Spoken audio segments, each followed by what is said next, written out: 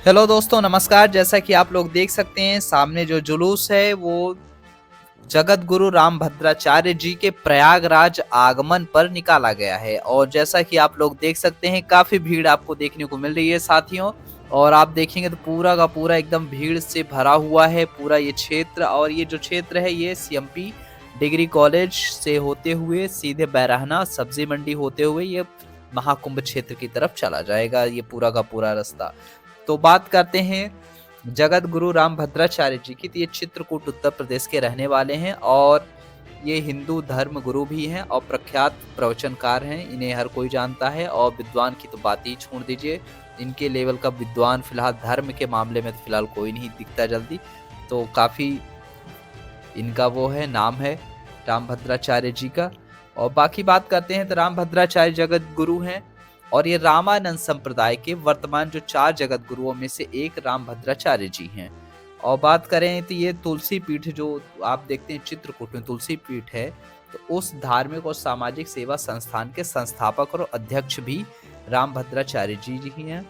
और इनके बारे में एक चीज और कहा जाता है जगत गुरु रामभद्राचार्य जी के बारे में, जब 2 मास की आयु के थे तभी वे नेत्र ज्योति से रहित हो गए थे और तभी से प्रज्ञा चक्षु हैं। अब प्रज्ञा चक्षु क्या होता है साथियों? तो मतलब ये अपने बुद्धि से ही, मतलब जैसे नेत्र होता है, हम नेत्र के थ्रू देखते हैं, तो ये अपने बुद्धि के ही थ्रू चीजों को ऑब्जर्व कर लेते हैं और बेहतरीन, मतलब एक तरीके से गुड एक्सप्लेनर है, मतलब बहुत अच्छे तरीके से समझा सकते हैं चीजों को। ये मतलब सबसे अच्छी बात रही है रामभद्राचार्य जी के बारे में।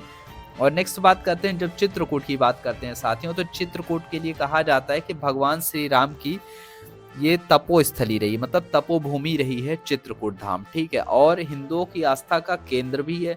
अब जाहिर सी बात है, जहाँ भगवान श्री राम का तपोभूमि रही हो तो वो हिंदुओं की आस्था का केंद्र होना तो तय है। अब चाहे फिर आप देखेंगे, चाहे राम जन्मभूमि, श्री राम जन्मभूमि अयोध्या है, ये भी हिंदुओं की आस्था का केंद्र है। और प्रयागराज की धरती तो हर कोई जानता ही है, प्रयागराज का अपना एक महत्व है। तो प्रयागराज में आपको मिल जाता है त्रिवेणी संगम। और नेक्स्ट अगर हम बात करते हैं चित्रकूट में, तो देखिए चित्रकूट धाम में एक नदी है मंदाकिनी नदी। तो मंदाकिनी नदी के किनारे चित्रकूट धाम बसा हुआ है। और जबकि अयोध्या जो है वो सरयू नदी के किनारे पे स्थित है। चित्रकूट धाम में ही आपको राम भरत मिलाप देखने को मिलता है। अगर आप पौराणिक ग्रंथ उठाते हैं हमारे तो रामायण में, तो इसमें जो राम भरत मिलाप होता है तो चित्रकूट धाम पे ही होता है। और चित्रकूट धाम में ही आपको कामदगिरी पर्वत मिलेगा, जहाँ कहा जाता है, एक ऐसी मान्यता है कि भगवान श्री राम वनवास के दौरान जब उन्हें 14 वर्ष का वनवास हुआ था तो लगभग 11.5 साल इसी पर्वत पर उन्होंने बिताए थे भगवान श्री राम जी। तो याद रखिएगा, कामदगिरी पर्वत चित्रकूट में है। जब भी कभी जाइएगा तो चित्रकूट जरूर घूमिएगा, स्पेशली कामदगिरी पर्वत जहाँ भगवान राम की तपो भूमि रही हो, वहाँ तो बिल्कुल आप जाएं तो जरूर घूमिए, देखिए।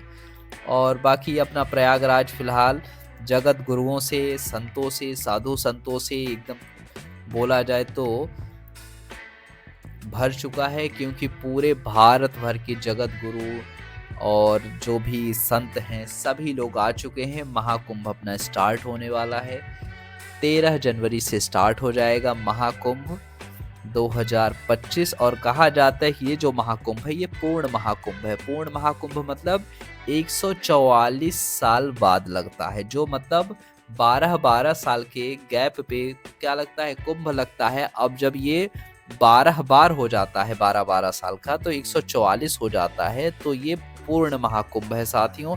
और ये सबसे अच्छी बात है कि हम लोग के एज ग्रुप, मतलब हम लोग के टाइम में लग रहा है, तो हम लोग काफ़ी भाग्यशाली हैं कि मतलब 144 साल बहुत बड़ी चीज़ होती है। कहाँ इंसान की इतनी लाइफ होती है, लेकिन तब भी सोचिए हम लोग हैं तो हमें बिल्कुल ये शाही स्नान, कोई न कोई शाही स्नान जरूर करना चाहिए। बाकी आप देखेंगे तो पूरा प्रशासन आपको देखने को मिल जा रहा है, रामभद्राचार्य जी की सुरक्षा के लिए लगाया गया है।